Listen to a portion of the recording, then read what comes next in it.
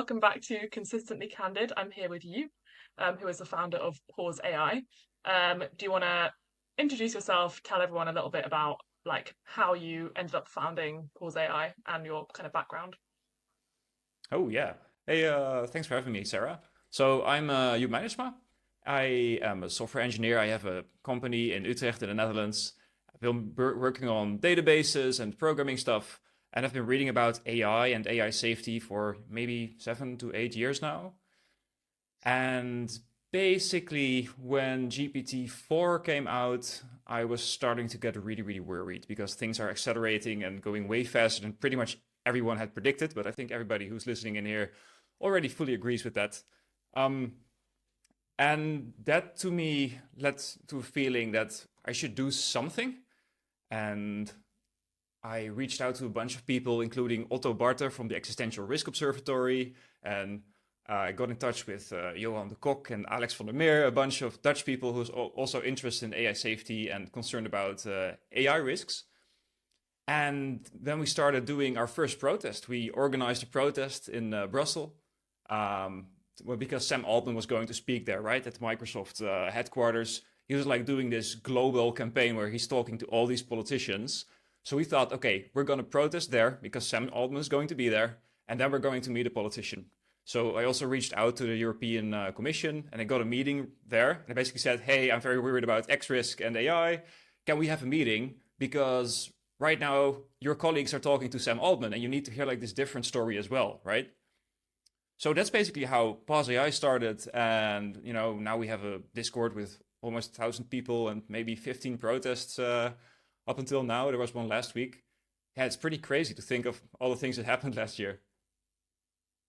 Yeah, that's like really impressive. It's like crazy what one person can do just by like paying attention and putting like a little bit of effort in, and you really can just like get like the ear of like really influential people. So that's really cool. Do you remember like I guess if it was like 7 or 8 years ago when you first learned about this, maybe you don't remember, but do you remember like what the first like kind of argument you encountered was, or like do you remember what convinced you that this was like worth worrying about?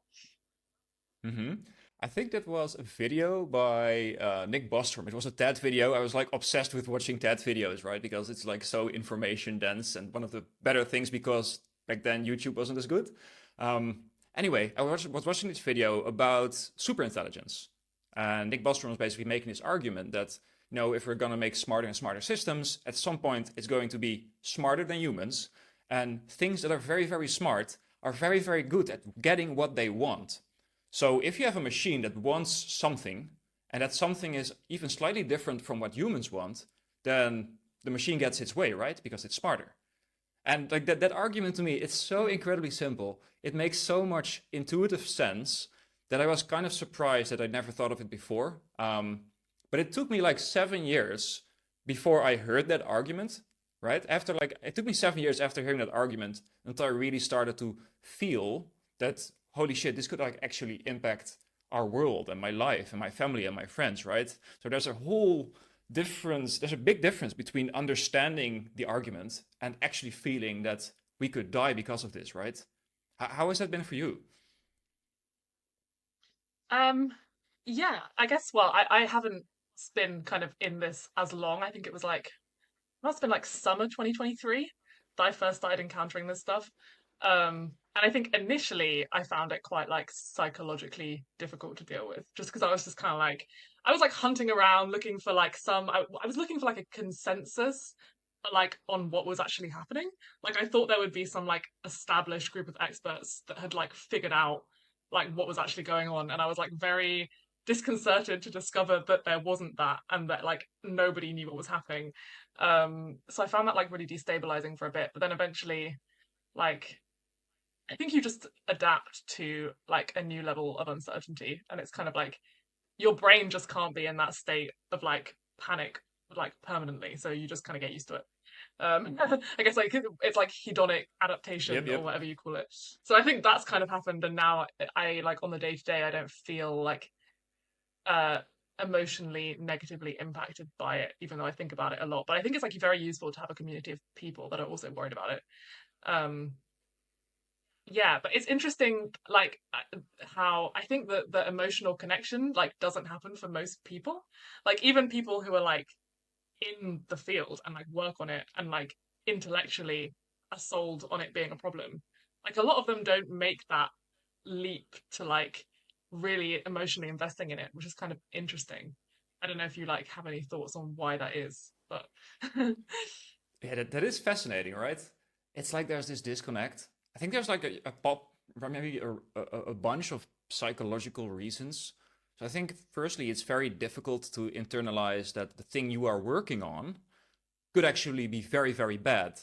You heard Joshua Bengio and Geoffrey Hinton, right? Two Turing Award AI winners who have like now become AI alarmists mostly, right? They've speak about this really, really clearly that they had like this, you know, psychological tendency not to look at it too much, not to be concerned too much, um, because Mhm. it's so confronting. I think that is part of why there's like a lack of alarmist action in the tech scene. I also think there's this other reason that working on technology and working on AI capabilities, maybe specifically, is just way more fun. And many tech people, just pursue like this intellectual interest of, just building things. And it's very rewarding to build things, right? It's very fun to build things and work on improving things and understanding things. And the whole stuff that needs to happen in order to prevent disaster is probably not that technical, right? At least I do think that Yeah. the alignment problem is a technical problem, but I think right now what we need is to pause, buy us some time, and in order to get there, right, in order to get that pause implemented, we don't need a technical solution. We need people to be loud. We need people to be convincing. We need people to be public. And there's like this culture in the whole AI safety scene that is kind of like shying away from speaking up. For a long time, it was Mm. like a huge taboo, right? Nobody wanted to say anything publicly because there was this idea that if you talk about AI safety and you talk about the dangers of AI publicly, well, maybe then people will start to pursue it, which is maybe also what kind of happened. But this tendency to basically shut up about it and don't talk about how bad things will go also meant that it took a long time for the public to notice that this stuff is actually very dangerous. Yeah, there's this really odd like concern about doing things like protests and like public advocacy and like awareness and stuff, which like I really don't understand. It's almost like as if people think that the topic is so like nuanced and complicated that like normal quote unquote normal people are like never going to understand it and they're never going to be able to Yeah, like yeah. contribute in a constructive way, so we just like shouldn't tell them about it and just kind of like try and sort the whole thing out behind the scenes, which I think is like weird and like kind of condescending, like Yeah, as one of those like normal people who like doesn't have a tech background. um I still feel like I have a right to be included in the in the like conversation around something that is potentially going to impact me and like everyone I know. So absolutely. We all have a I do right to find that like a little bit be strange. talking about this and be informed about what is going on. I also think it's pretty arrogant to think that normal people won't get it. And as polls and surveys have been showing quite consistently in the past year, is that people are in fact worried about AI, and many people do want to pause. So it's the problem isn't that the population isn't concerned, right? That's not the problem, because like Hmm. 70% of the people already want AI to be slowed down. Only 8% want it to be sped up. There's multiple polls showing this, so it's quite consistent. Um, the problem is that our intellectual political elites think that it is impossible and it's a huge taboo. And I think one of the reasons why people think this way, like why political elites think this way, is because of lobbying efforts. Because like these AI Hmm. companies, Microsoft, they're spending tens of millions of dollars constantly talking to politicians. So I had a bunch of meetings with politicians, not that many, right? I'm like just a volunteer, I'm just a regular guy doing this.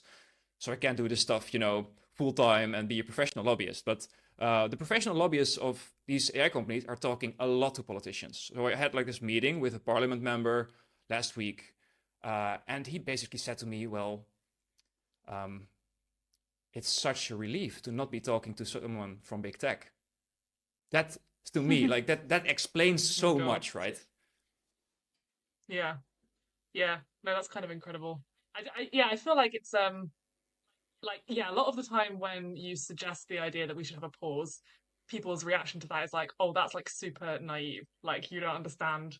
Like it's impossible for all of these reasons. But then the reasons are always like they're like so ideological. Like the idea that like say AGI is inevitable. Like why do we think that? Or like Yeah, it's it's I don't know. Like just because it's crazy and it's just like everyone's just kind of accepted it and I like can't really figure out why. I Um think yeah, it's maybe very it's the coping fatalistic. mechanism, right? Like if you think that pausing is impossible, that could be like in a way it's comforting because it always also means that you don't have to do anything, right? I mean, giving up, sticking your head in the sand, and there's basically two coping mechanisms that I see a lot. One of them is denial, like sticking your head in the sand and you just ignore the problem. You're like, okay, I'm not gonna think about this, I'm not gonna talk about this, it's just not real, right? People who say, oh, it's all science fiction, it's not gonna happen, we'll be fine, that's kind of like denial. Then there's this other coping mechanism, which is like defeatism, right? It is giving up. You're not even trying to solve it. And the problem with defeatism is that it is very comfortable. It feels good because you don't have to actually do something, right? You can feel like, okay, we're fine. You don't have to do anything. So, one of the first things that really got me in action was that I reached out to like the three smartest people that I know. One guy is like quantum programmer guy.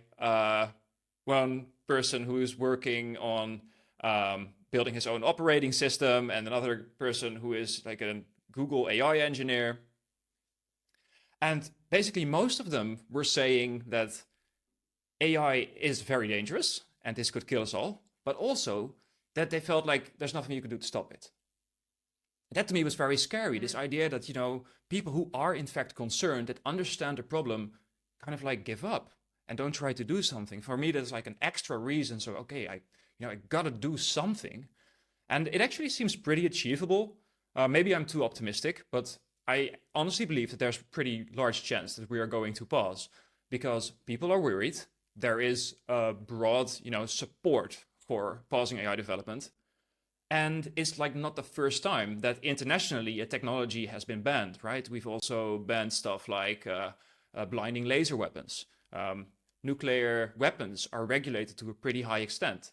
I think with AI, the technology itself is so incredibly complicated. It's not as if GPUs magically cluster themselves somewhere and anybody can just make it. No, you need very specific chips. You need billions or like millions of dollars. You need a lot of data. It's a lot of effort. It's a lot of engineering effort. It's very difficult to build a super intelligence. Nobody has ever managed to achieve it. So preventing that from happening in many ways is not that hard. The big issue is, of course, that you can make so much money by getting there. It's like it's spitting out gold until it kills us all, right? Hmm.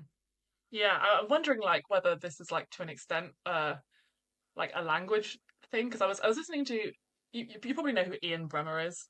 He's like quite a famous like he's like a political scientist.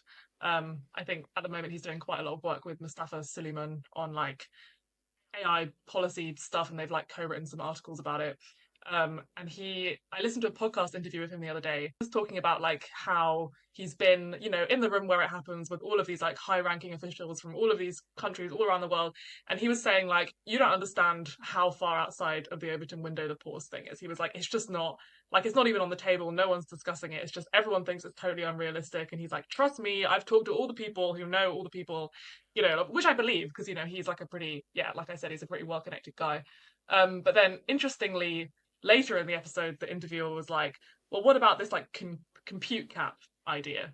Like we just say no one can go beyond 10 to the 26 flop or whatever." And he was like, "Oh well, like I'm not a tech guy, but like."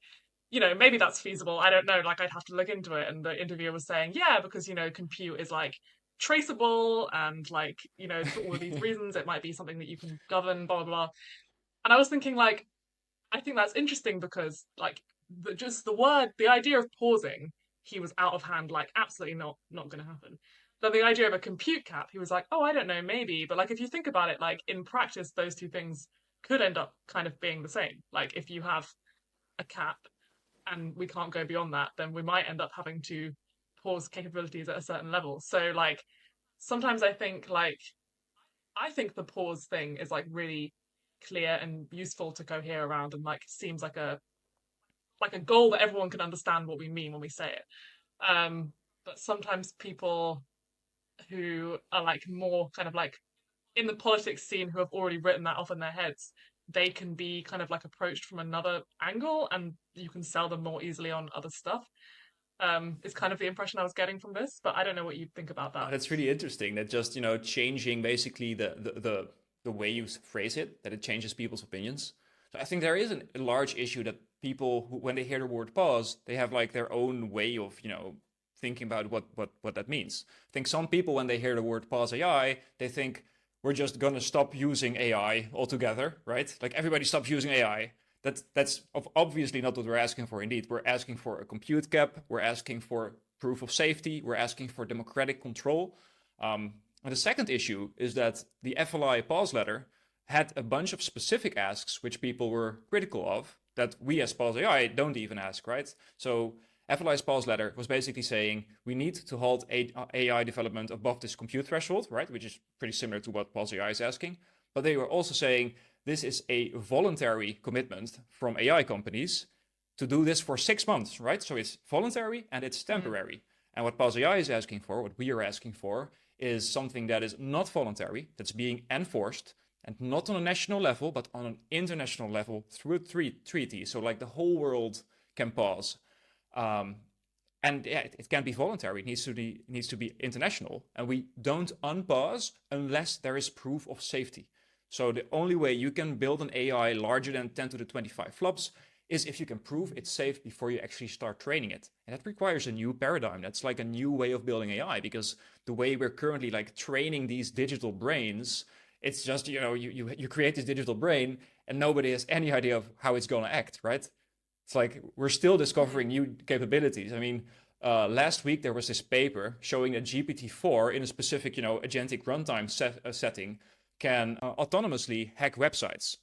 And it was pretty good at this, like doing SQL injections and all this, tech stuff. But this was a capability that wasn't known before. And the GPT-4 model finished training like 18 months ago, right?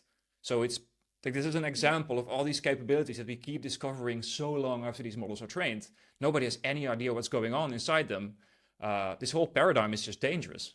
Yeah, totally agree. Do you think like the pause letter is kind of interesting because it does seem like the people that signed it, or like most of them, were like never expecting to get what they were asking for, and also like a lot of what they were asking for obviously would be like totally insufficient. Like, yeah, one like the idea that it's voluntary and that like arbitrary 6 month cutoff, which is like I think a lot of people came out and rightly said like that seems kind of meaningless. Like why 6 months? What are we going to do in 6 months? Yeah, What yeah. happens at the end of that period? Whatever.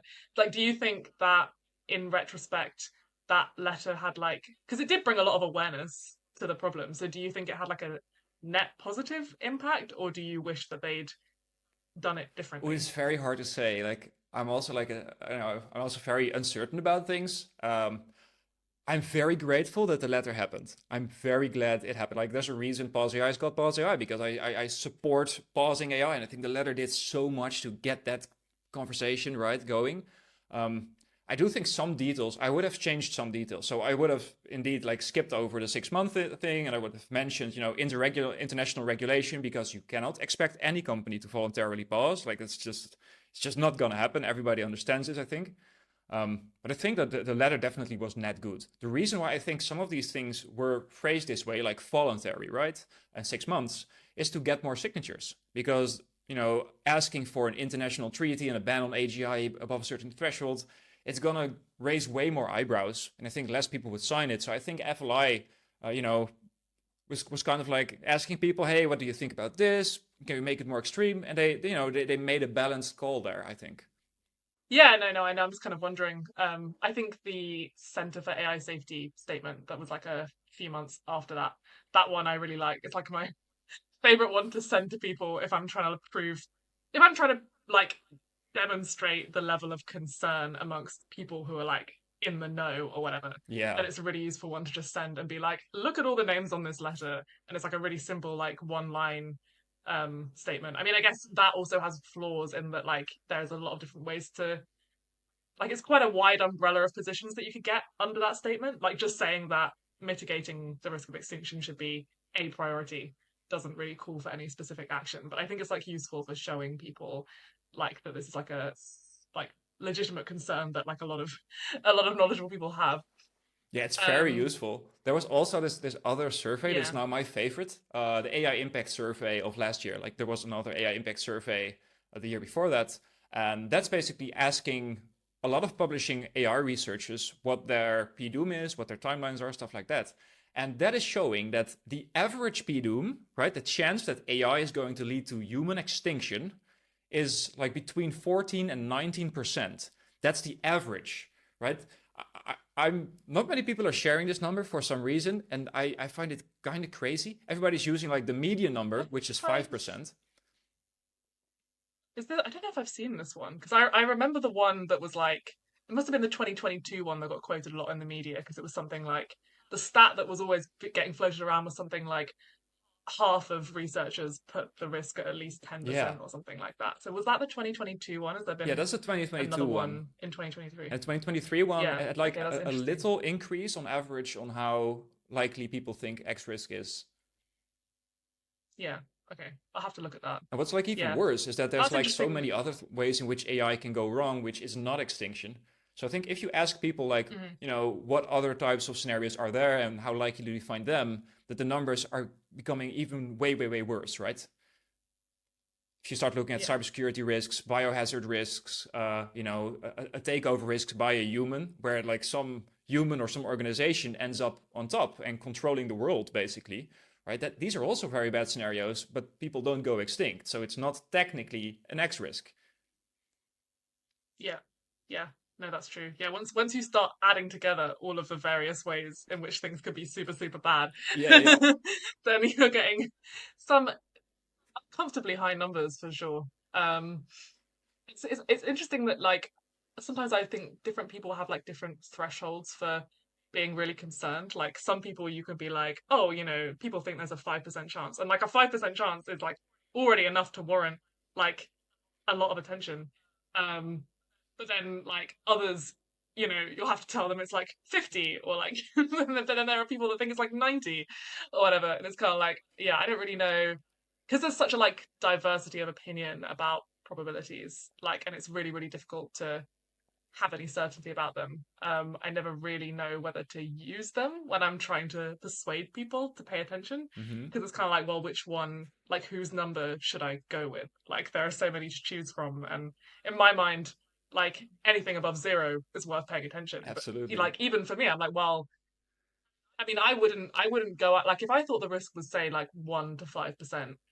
I wouldn't really go out of my way to do anything about it. I would probably wouldn't be tweeting about it. I probably wouldn't be thinking about it all the time. Like that wouldn't it wouldn't move me. Do you know what I mean? It's Mm-hmm. only because it seems to be potentially so much higher than that that I spend so much time thinking about it. Yeah, there's just so little consensus that Yeah, I don't that's really know how to pitch it to people. I Do you have know the what I same mean? like issue. Yeah, it's pretty difficult because like rationally, if you ask people, hey, would you enter a plane if there's like 1% chance that it will crash? People will be like, no, like 1% of chance of death is pretty horrible. People are go all out their way to like evade surgery that has a 1% chance of like an accident or whatever, right? So I'm pretty sure that rationally people wouldn't do this. And I think if the number gets, I mean, rationally people would be very concerned and do stuff, but emotionally it just doesn't happen. So I think emotionally you need to have a way larger odd that things will go wrong. I think you really need to envision the future going wrong, maybe by default, right? It's like it's a large probability, the large probability that things go wrong, and then you start to worry, and then you start to feel like, okay, we need to do something. If it becomes like the image of how you look at the future, and if I think of the future right now, I can see like a lot of scenarios that go wrong. I can see some scenarios where things go right, uh, but like emotionally, it starts looking. I basically start looking at the negative stuff, and I think that's partly what got me in action. And I think in terms of Yeah. probabilities, I think that I have a 40% chance of doom. Maybe that's still largely optimistic. But if I'm really honest, maybe the 60% of things going right is me trying to have like hope. But the rational arguments aren't Yeah. really there. Like the rational arguments definitely point to higher numbers of things going wrong. 40 is pretty. I mean, that's less than 50. I'll take that. How about yours? What do you think um about if you'd like intuitively have a number for this? people. yeah, people have asked me this before, and I always like shy away from answering it because like I worry about like for me because I like don't have technical knowledge. Like I worry about people like me like kind of coming up with numbers and it's like I feel like say if I just was like oh mine's 35 or whatever. I feel like there's something about doing that because I don't have that tech background, which is like just sort of like worsening the credibility of the entire thing. Do you know what I mean? It's just like making everyone's epistemics a little bit worse if anyone can just start putting numbers on things. Hmm. That's Um, actually a good point. like I don't know, like I don't what I mean is like I don't feel like qualified to say. Like I don't know how I would model it. Like I don't know how I would come up with this number.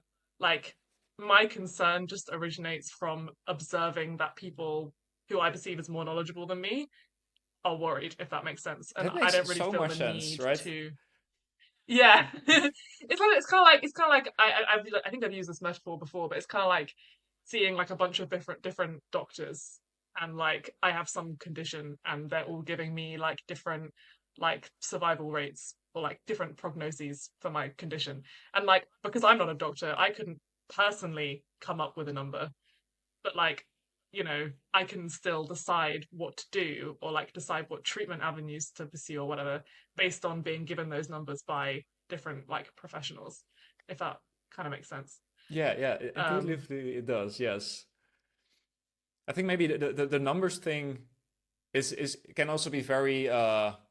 It makes it way more abstract, right? Thinking about these numbers, it makes it like very rational, and it makes it play out in this like rational part of your brain.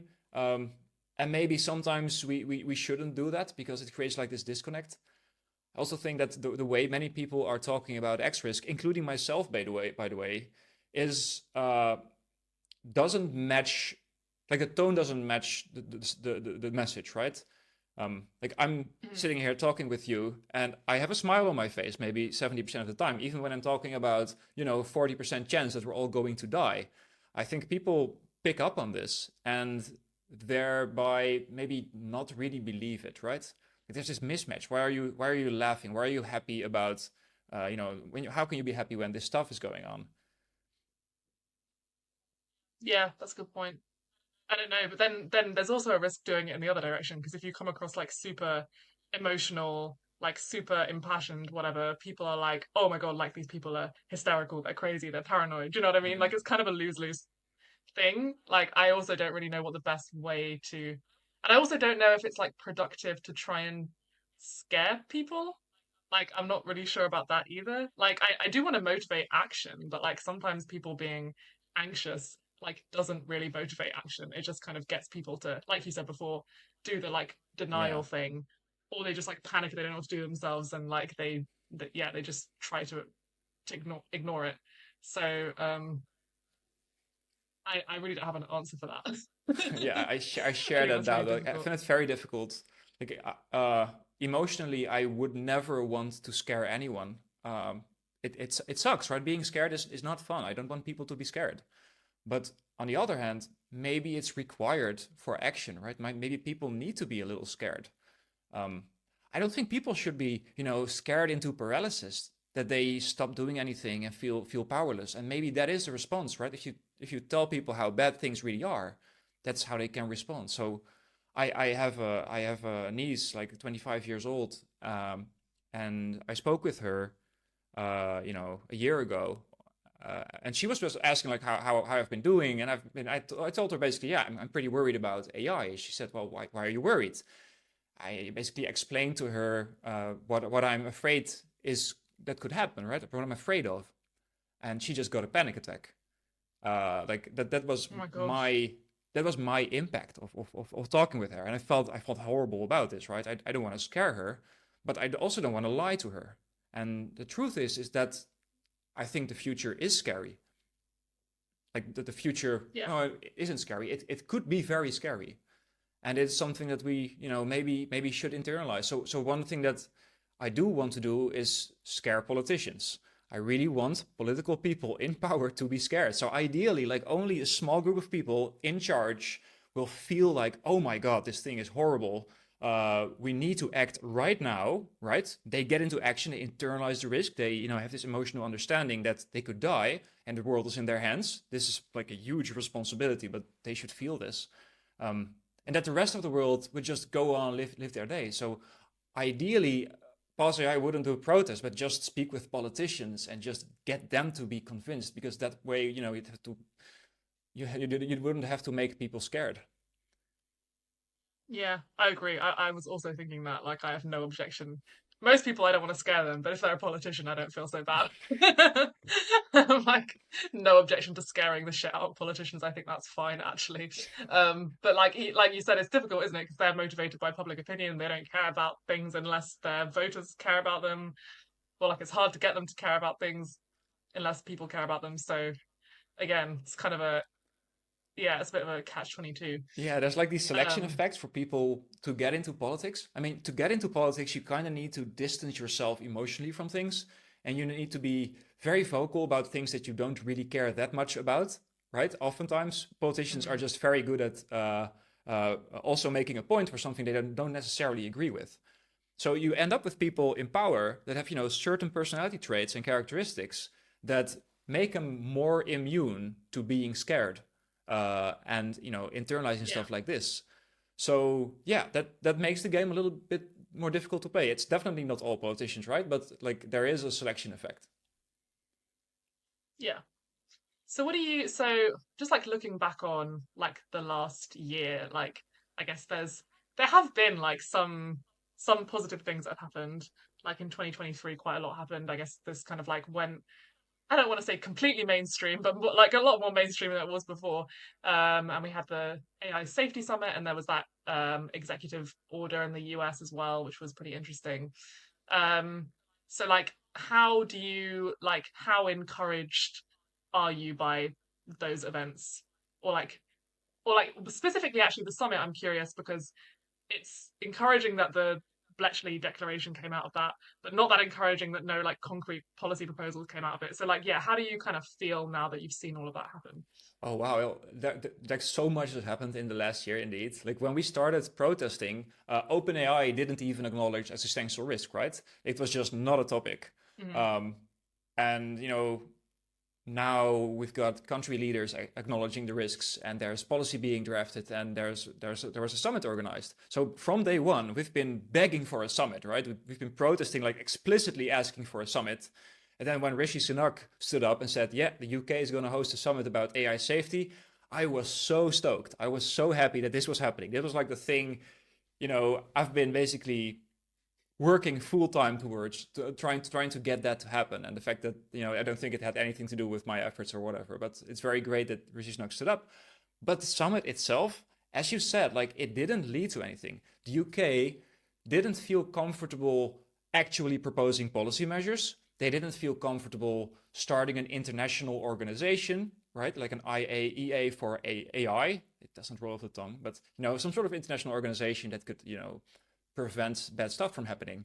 Um, so I felt like UK totally dropped the ball on this, and I'm kind of mad about that. I feel like they have this huge responsibility to make things go well, and right now all they did was like organize the summit, and then basically push it to the next one. And now it's Seoul is organizing an AI safety summit, but it's supposed to be this mini virtual summit in May. So I don't have a lot of hopes that this could be big and lead to good outcomes. So I'm really, really disappointed that there is no political leader internationally right now standing up and saying, okay, I have this draft treaty proposal. I want signatures for it. Let's tame this beast, right? Where are the adults? It's just so frustrating. So I think like this is up to Yeah, us. I'm wondering if it's yeah, I think I might have seen this because you posted it in the Discord server the other day, but it was that House of Lords report on like AI risk. Do you know the one I'm Yeah, talking yeah. about? And there was like a section on existential risk in there, and they had like these what did they say? It was something like they thought the risks were like basically certain not to arise in the next 3 years and like highly unlikely to arise in the next 10 years or something. And I was so like, if they're working on that basis, then it kind of makes sense that they're not like, doing anything that draconian at this point in time. But I was just a bit like, where are you getting these numbers from? Yeah, Like they're so specific. And I'm kind of like, how, like, why are you sure? And like who's like I just want to know like where do they get that information from? Because like if I found out that there's like a some experts that they're talking to are like very credible that have like convinced them of this, like maybe that would be kind of reassuring and I'd be like, okay, maybe you have a good reason to think that. But like I just don't see like those experts anywhere and I don't see those figures anywhere else. So like I just think that's very weird. it is very Um, weird. Like it doesn't match at all what the surveys are showing, what the average estimates are. What is really clear is that people just don't know. It is very, very uncertain. And I think if we look at AI progress in the last year and we look at what state of the art models can do right now, people already should be pretty concerned. Like if we were to like design thresholds or like limits from, okay, if AI does this, then maybe we should be concerned. I think we've hit most of the limits that people can come up with. Can it deceive humans? Yes. GPT-4 can deceive humans. Can it find security vulnerabilities in code bases? Yes, it can find security vulnerabilities in code bases. Can it write software on its own? Yes, it can write software on its own. Can it outperform humans in many domains? Yes, it can outperform humans in a lot of domains. I think if we're looking at current models, we're already quite close to levels that could be very dangerous. I feel like we should err on the side of caution, and especially politicians. They're playing with every single person's life on Earth. I think the reason why they're saying that it can't happen in the next 5 years, there's like 100% certain that it can't happen in the next 5 years. The reason they're saying that stems from some sort of like psychological need not to feel the responsibility that the whole world is in their hands. Because if you feel that, it's tough. And in a way, that's because I feel it every fucking day and I want to stick my head in the sand, right? It's just so horrendous to think about that if you fuck up, right? If I say the wrong thing to a politician, if I make the wrong impression on a podcast or whatever, I could contribute to there not being a solution to this problem. And just that weight on your shoulders is horrible. So I think the human brain just wants to believe that it's gonna be fine.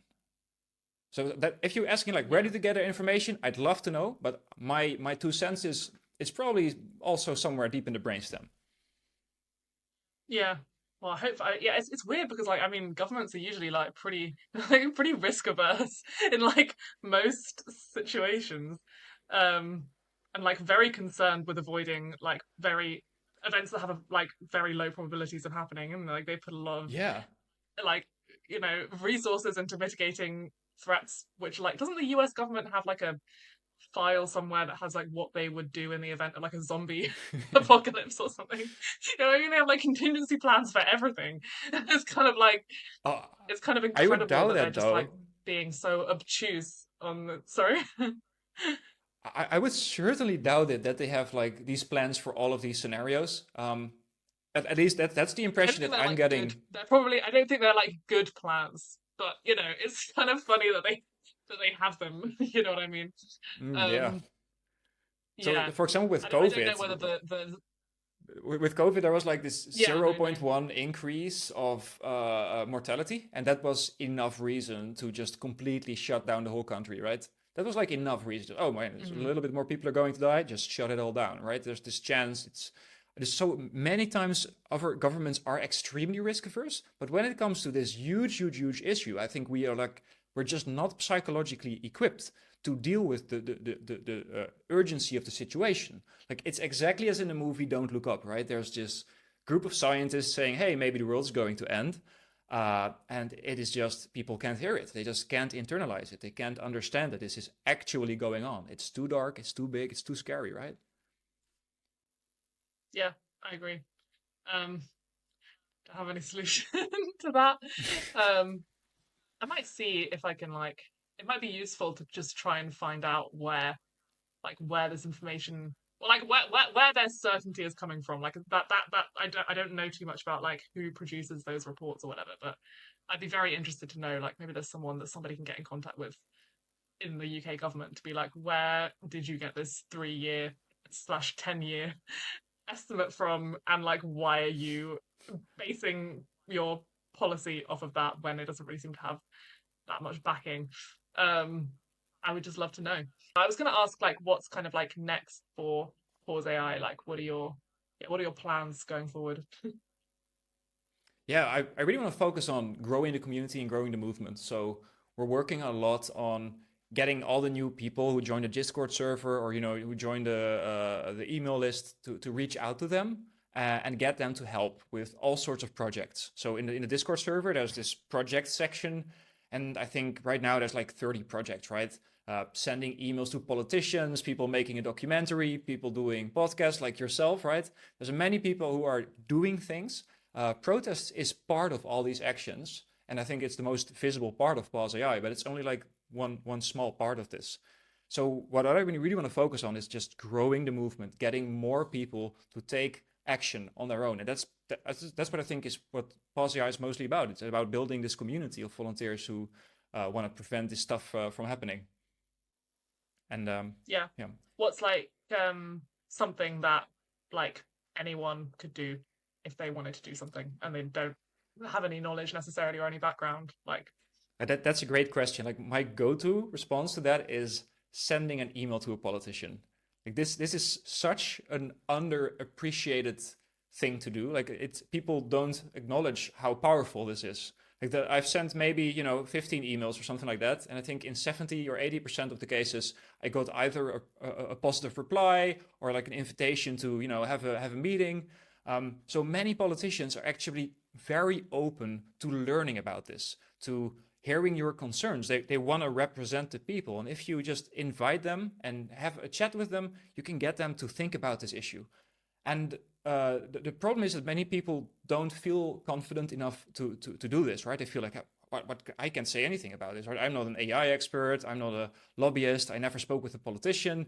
Who am I to have a chat with them? But politicians actually often appreciate this, right? They're talking to professional lobbyists so often that they really appreciate it is that when there's just a normal person talking about their concerns regarding AI.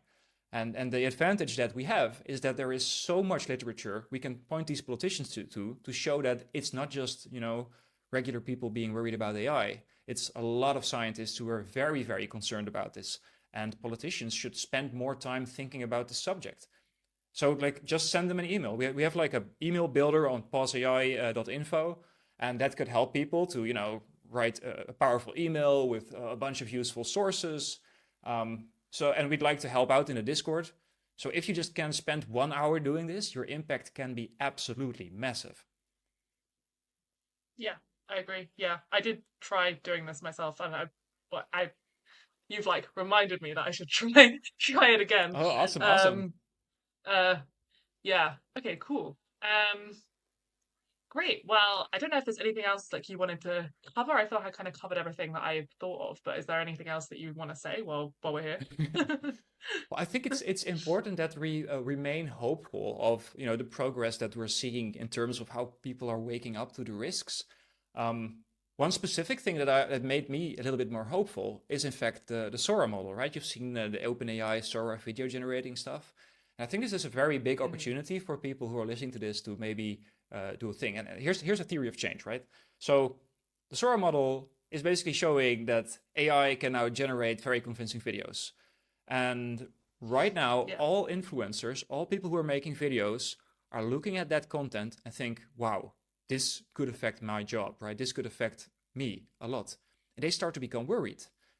At this point, they haven't made that many videos about it, but in the coming weeks, I think there's a lot of them who will start thinking about this and write about this and make videos about this. So what I think we could do is reach out to these influencers and convince them that there are even more things about AI that they should be concerned about. And I think if people are concerned about one thing in AI, it's easier to get them to be concerned about other things as well.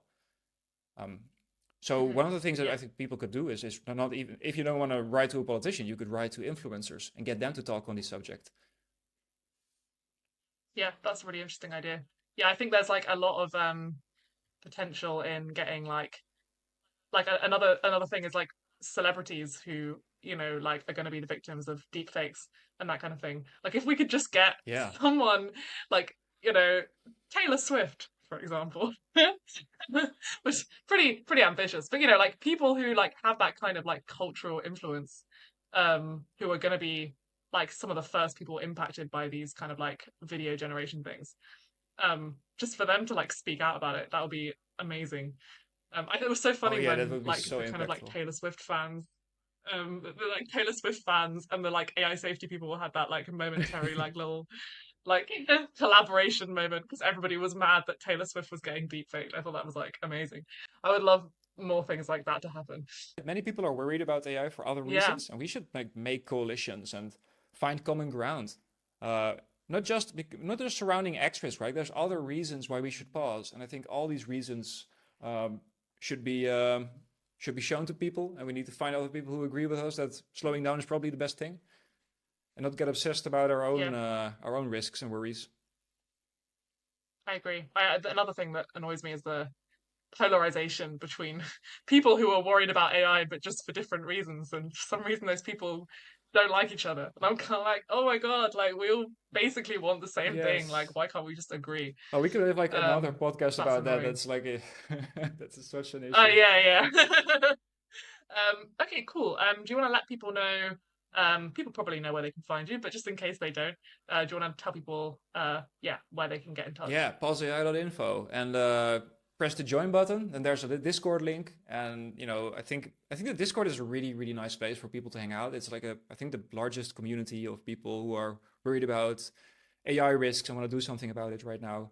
So yeah, I hope to see you there. Awesome. Thank you so much. Thank you so much, Sarah.